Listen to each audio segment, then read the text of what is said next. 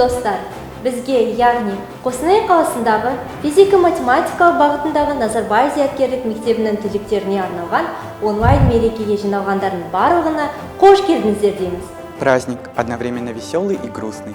Праздник, который открывает нам новые двери. Праздник, который делает из прожитых школьных лет приятное воспоминание. Это последний звонок.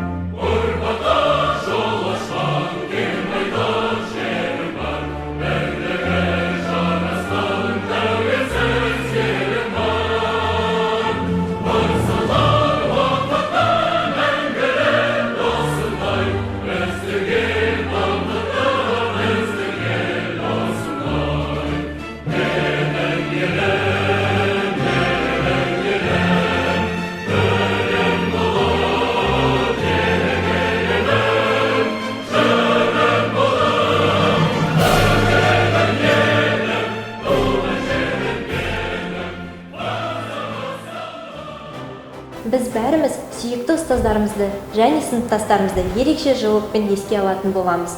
Мектеп бізге білімге, үлкен өмірге жол ашты. Мұнда біз жетіліп, тәжірибе жинадық. Ең маңызды жаңалықтарымызды аштық. Шынайы және адал болуды үйрендік. Сегодня для нас прозвенит особенный звонок. Он не похож на те звонки, которые мы слышали ранее. Этот звонок для нас – рубеж между детством и взрослой жизнью. И сейчас мы хотим услышать слова напутствия от директора школы Сапакова Думана Набилевича.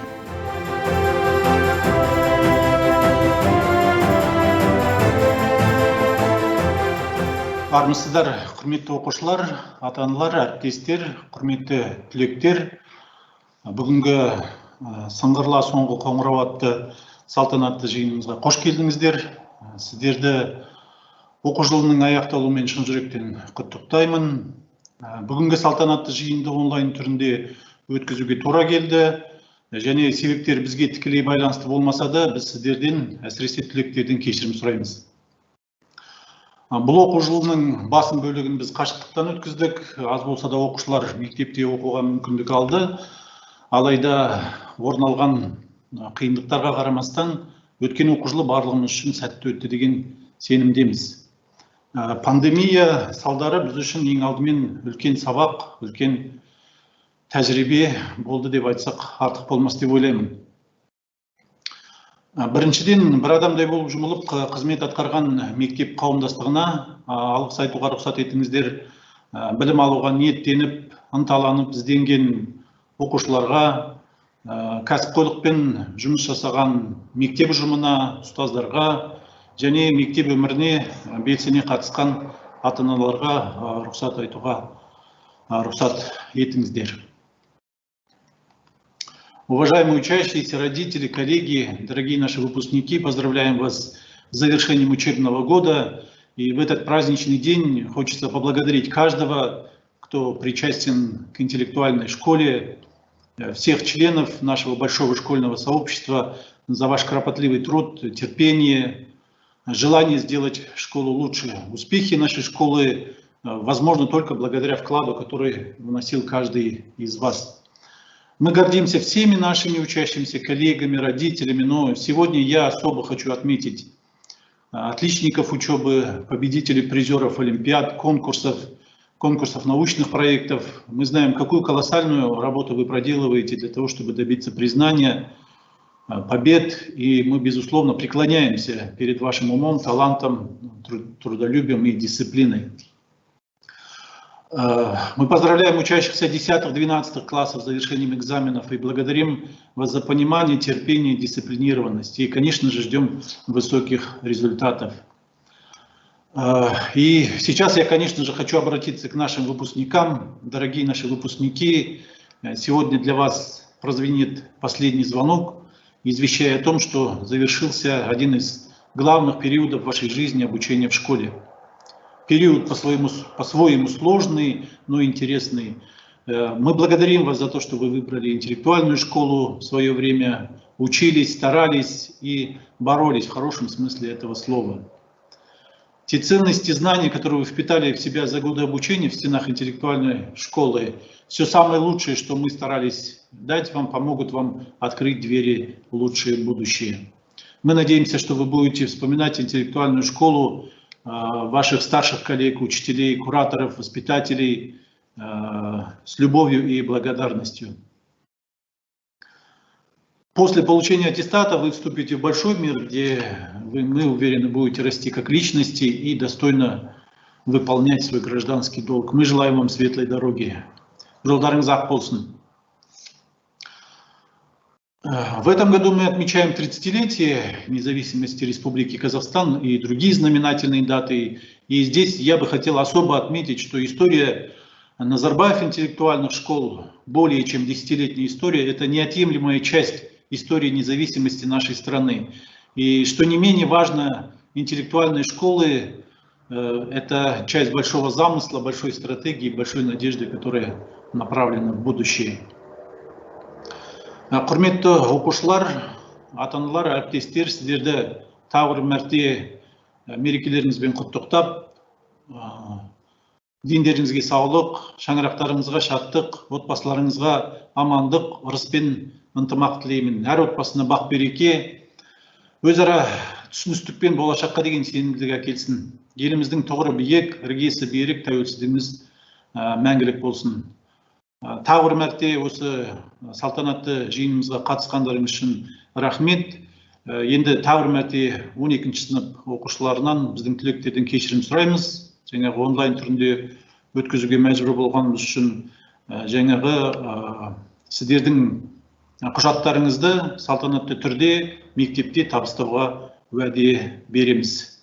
Тағы бір мәрте мерекелеріңізбен құттықтаймын. Рахмет.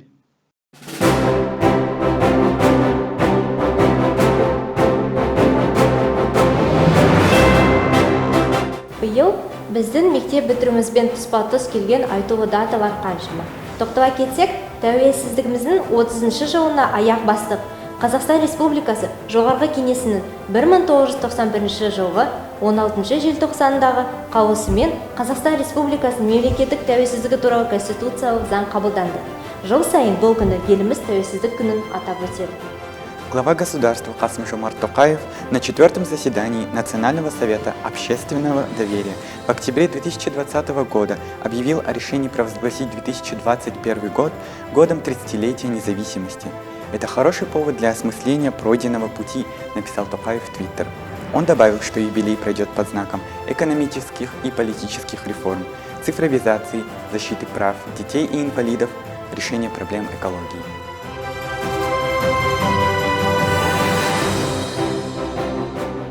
Тильгари Надарина заняла первое место в президентской олимпиаде, а также первое место в республиканском конкурсе научных проектов. Гайсин Аскар второе место в республиканском конкурсе научных проектов. Зулкарнаев Адиль занял первое место в президентской олимпиаде, а также первое место в республиканском конкурсе научных проектов. Карплюк Илья третье место в республиканском конкурсе научных проектов. Нугманова Арилана заняла первое место в республиканском конкурсе научных проектов, а также первое место в 6-м международном конкурсе исследовательских проектов по математике и механике имени Джолдасбекова. Сон Денис третье место в республиканской олимпиаде, третье место в Азиатско-Тихоокеанской математической олимпиаде. Горькуша Олеся первое место в республиканской олимпиаде. Аталған оқушыларға мектеп атынан сыйлықтар берілді. 2020-2021 оқу жылының үздік оқушылары келесі тізімде марапатталады. Галимжанова Жамиля 7-ші Эй сыныбы, Мағзұм Рамазан 7-ші Эй сыныбы, Омарова Жания 7-ші Эй сыныбы, Исанова Лейла 7-ші И сыныбы, Ким Екатерина 7-ші И сыныбы, Марденова Айдана 7-ші И сыныбы, Әмірғали Айгерім 8-ші Эй сыныбы, Баймагамбетова Дилназ, 8-ші D сыныбы, Давлетбаева Айшет, 8-ші D сыныбы, Ибраева Тамирис, 8-ші D сыныбы, Молдыбаева Азалия, 8-ші D сыныбы, Мулдабекова Дария, 8-ші D сыныбы, Оспанов Алим, 8-ші D сыныбы, Баймулдина Айзере, 8-ші И сыныбы, Бектенбергенова Дилназ, 8-ші И сыныбы, Куанышева Мадина, 8-ші И сыныбы, Куставлетов Санжар, 8-ші И сыныбы, Шунушева Дария, 8-ші И сыныбы, Аманжолова Меруерт, 9-ші Эй сыныбы, Нугманова Арилана, 9-ші Эй сыныбы, Алимбаев Нурасыл, 9-ші Б сыныбы, Есенбаева Арайлым, 9-ші Б сыныбы, Киякбаева Айдана, 9-ші Б сыныбы, Мушанова Айнур, 9-ші Б сыныбы, Шаймерден Тимур, 9-ші Б сыныбы, Сагандыков Ерсултан, 9-ші С сыныбы, Баишев Ильяс, 9-ші Д сыныбы, Калинина Кристина, 9-ші Д сыныбы, Рахимбаева Дилназ, 9-ші Д сыныбы, Гутова Бақыт, 11-ші Эй сыныбы, Жумагалиев Адлет, 11-ші Эй сыныбы, Шодырова Агайша, 11-ші Эй сыныбы, Дидар қызы Аружан, 11-ші Б сыныбы, Хайролла Саяна, 11-ші Б сыныбы, Сарсембина Лейла, 11-ші С сыныбы, Чайпарова Алтынай, 11-ші С сыныбы, Умурзакова Сания, 11-ші Д сыныбы, Гаркуша Олеся, 11-ші И сыныбы, Кожин Түгел, 11-ші И сыныбы. Үздік оқушыларымызды құттықтаймыз. 2020-2021 оқу жылының қорытындысы бойынша үздік шаңырақ номинациясына ие болған Ақкөл шаңырағы марапатталады. 9-ші Б және 12-ші И сыныптары. Кураторы Жарбулов Изат Алибекович. Үздік оқушы номинациясында 12-ші И сынып оқушысы Зулкарнаев Адил марапатталады.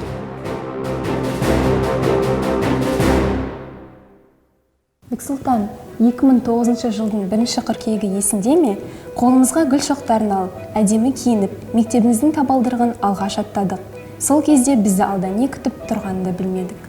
Помнишь 1 сентября 2015 года? Мы только поступили в НИШ, нашему счастью не было предела. И вот сегодня мы прощаемся с тобой, НИШ. Незаметно пролетели эти 6 лет, а как многому мы научились за это время. Спасибо тебе, НИШ. Спасибо вам, дорогие наши учителя. Кеше ғана мектеп табалдырығын аттаған сияқты едік. Міне бүгін 12 жылдың қалай зулап өткенін де байқамай қалыппыз. Аяулы мектебім. Білім нәрінің жылы ошағына айналған аяулы мекенім. Бізді зияткер тұлғалар ретінде тәрбиелеген үшін алғысымыз шексіз. Қымбатты ұстаздар, бізге білім мен тәрбие беріп, үлкен өмірге тәрбиелегеніңіз үшін үлкен рахмет. Сіздердің сенімдерімізді ақтаймыз деп сенемін. Қымбатты ұстаздар, бізге білім мен тәрбие беріп, үлкен өмірге дайындағандарыңызға үлкен рахмет. Сіздердің сенімдерімізді ақтаймыз деп сенемін. Құрметті түлектер, аңсаған армандарына қол жеткізіп, әр саланың мықты мамандары болып, еліміздің көркеуіне үлестеріңді қоса беріңдер. Міне, мектеп өмірі артта қалды.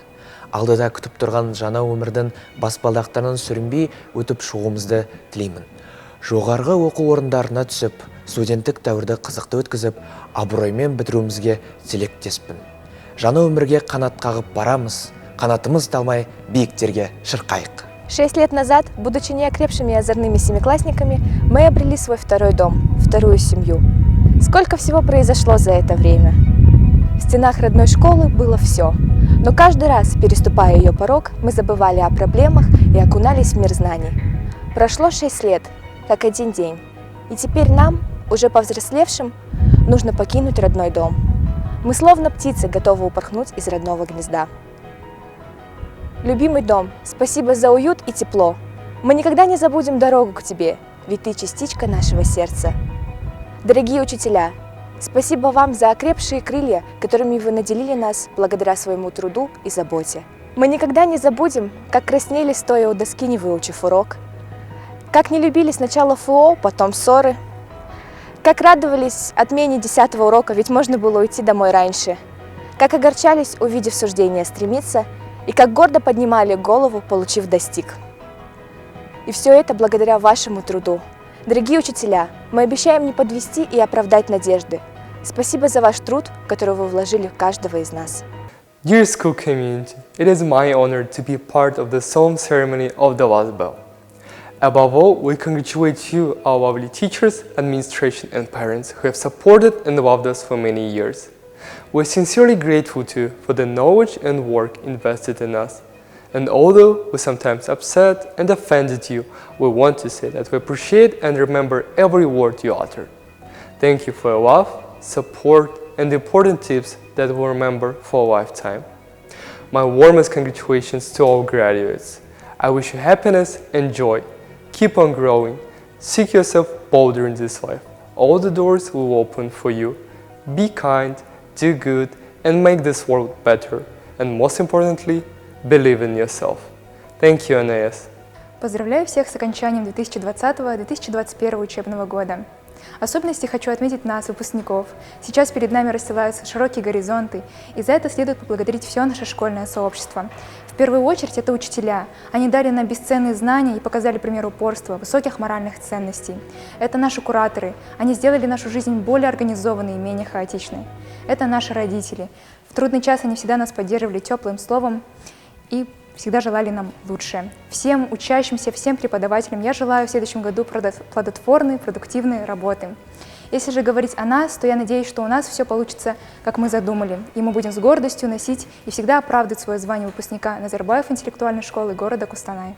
Dear teachers, students and guests, let me congratulate you with the end of another academic year, which was the last for 12th grade students. First of all, thank you for giving me a chance to give a speech to express all my gratitude to everyone. Looking back to 7th grade, it seems it was just yesterday when we first entered the school and discovered a whole new world. But time flies way too fast, and now we are graduating. We are also grateful for our school, which is actually our home, where we met the best teachers, closest friends, and found ourselves. We are also grateful for our teachers, who have become our friends and mentors during these 5 years. Thank you for your love and support. Also, I want to wish good luck for other students. All the good things are coming for sure. Dear graduates, we passed all these exams despite pandemic situation, and I'm really proud. I hope that in the future we can handle any kinds of challenges and go through everything. Dear class of 2021, from the bottom of my heart, one more time congratulate you with graduation and wish you all the very, very best. Құрметті мектеп қауымдастығы, Қостанай қаласындағы физика-математика бағытындағы Назарбаев зияткерлік мектебінің түлегі бола отырып, мектеп атты тыңғылықты әрі үздіксіз даму барысындағы жүйенің әрбір бөлігіне алғысымды білдіргім келеді. Басты назарды аталмыш жүйенің қозғалтқышы болып есептелінетін мұғалімдер қауымына аударған жөн болар. Алтындай діңгегі бар ошағымызда әрбір оқушы үшін үлгі боларлық ең білікті мамандардың еңбек ететіні сан мәрте дәлелденіп, жұмсалған күштің заяға кетпегені тәлімгерлеріңіздің жеткен жетістіктерімен ақталуда. Мектепшілік өмірді жандандырып, оқушылар үшін оңтайлы шешім қабылдай білетін жол сілтеуші, ұйымдастырушы кураторларға деген алғысымыз шексіз. Бұндай кең жүректі әрі өз жұмысына ұқыпты қарай білетін жандардың арқасында оқушылардың көздеген мақсаттарына жету жолы әлде қайда қысқарып, құштарлықтары арта түсуде. Сонымен қатар, Қостанай қаласындағы физика-математикалық бағытындағы Назарбаев зияткерлік мектебінің әкімшілігіне деген алғысымыз әрдайым берік, әрі асқақ боларына кәміл сенеміз. Біз мектеп қауымдастығын мектебіміздің қабырғасында өткізілген барлық іс-шараларды, 100 ән, 100 кітап, туған елге тағзым, TEDx жобаларын ешқашан ұмытпаймыз. Осознание того, что больше не удастся прийти в школу и встретиться с любимыми одноклассниками, придет позже. Ну а сейчас мы строим планы на будущее. Я поступил в НИШ практически с момента его основания. Конечно, я очень много готовился. Здесь я подтянул английский и приобрел кучу навыков для поступления на грант. Не только в казахстанские, но и в зарубежные вузы. Узнал очень много непонятных на тот момент слов. IELTS, TOEFL, SAT. Формативки и суммативки. Учась в такой конкуренции, нужно соответствовать и работать в 3 раза больше остальных. Здесь я воспитывал себя, побеждал и проигрывал, писал ночами проекты и научился не сдаваться. Всем привет из Бельгии! Я всегда был горд тем, что являюсь выпускником НИШ, и всегда рад встретить новых ребят из других городов, школ и выпусков, потому что мне кажется, что как выпускники одной системы мы должны быть дружны и держаться вместе. Салем всем! Так что мне дал НИШ? НИШ дал мне друзей, с которыми я дружу уже как 10 лет. Фундамент знаний во всех направлениях. И самое главное – поверить и увидеть, что все в этом мире возможно.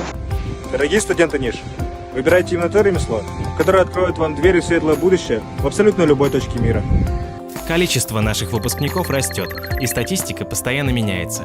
Поэтому я и несколько других выпускников взялись за создание единой организации в лице объединения выпускников НИШ, которая бы связала, например, ученика 10 класса НИШ, города, допустим, Павлодар, с выпускником НИШ Астана, который уже работает в booking.com в Амстердаме.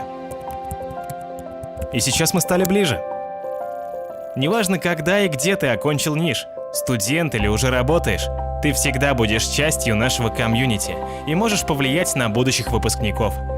Даже простой совет и одно верное решение может изменить жизнь каждого в лучшую сторону. Так же, как когда-то 12-летний я решил поступить в Назарбаев интеллектуальную школу. The closest and dearest people, our parents, are present on our event today. There is so much joy, concern, and excitement in their eyes, because for mom and dad will always remain children, no matter how old we are. Өмір сыйлап, содан кейін бізді мектепке әкелгені үшін барлық аналарға және әкелерге үлкен алғыс айтамыз. Және біз, міне, зулап өте шыққан 12 жылдан кейін Назарбаев зияткерлік мектебінің түлектері әдемі бозбала мен бойжеткен қыздар болдық. Құрметті Назарбаев зияткерлік мектебінің ұстаздары, түлектері, ата-аналар. Сіздерді соңғы қоңырау мерекесімен ата-аналар атынан шын жүректен құттықтауға рұқсат етіңіздер. Түлектеріміздің алдында үлкен өмірге жолдама алғалы тұр. Оларға сәттілік тілейміз.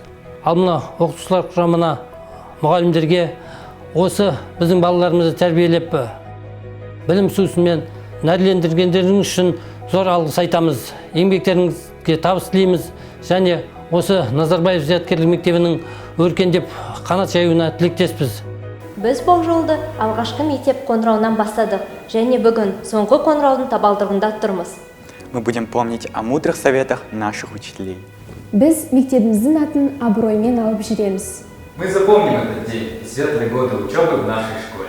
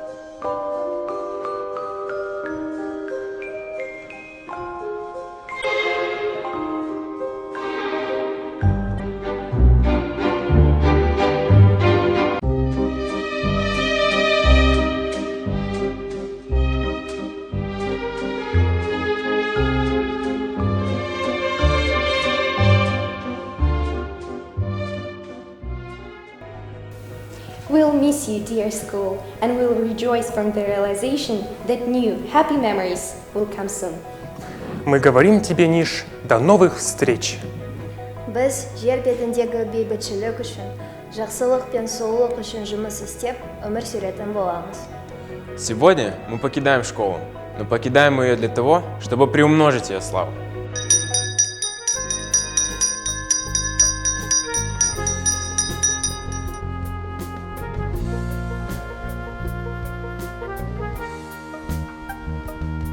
Басталғанда жаңа ғасыр өткелі,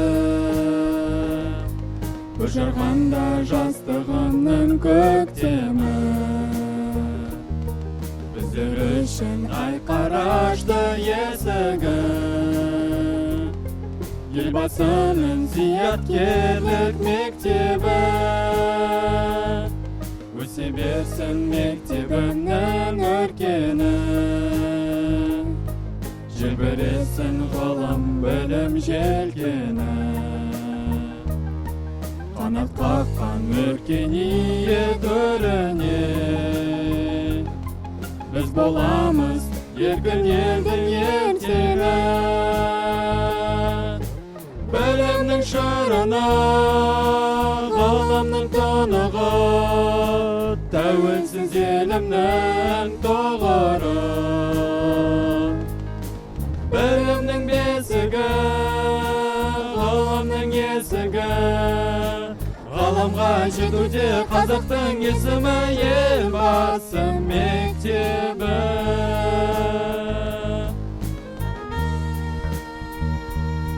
Көкжиекке қылышты кең жазайық, ғылым іздеп білім кенін қазайық. Назарбаев зияткерлік мектебі, жаңа ғасыр жаңалығы ғажайып. Білімнің шырыны, ғылымның тұнығы, тәуелсіз елімнің тұғыры. Білімнің бесігі, ғылымның есігі, ғаламға жетуде қазақтың есімі, елбасы мектебі. Білімнің шырыны, ғылымның тұнығы, тәуелсіз елімнің тұғыры. Білімнің бесігі, ғылымның есігі, ғаламға жетуде қазақтың есімі, елбасы мектебі. Елбасы мектебі.